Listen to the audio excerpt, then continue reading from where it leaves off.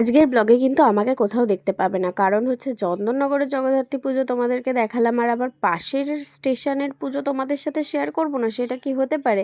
রিষ্টাতেও কিন্তু খুব সুন্দর করে জগদ্ধাত্রী পুজো হয়, যারা জানো না তারা জেনে নাও। তারা অবশ্যই অবশ্য আজকে লাস্ট দিন, আর তোমাদের দেখতে যাওয়ার সুযোগ নেই, তবে সামনের বছর অবশ্যই এসো যাদের ইচ্ছা হবে দেখার জন্য।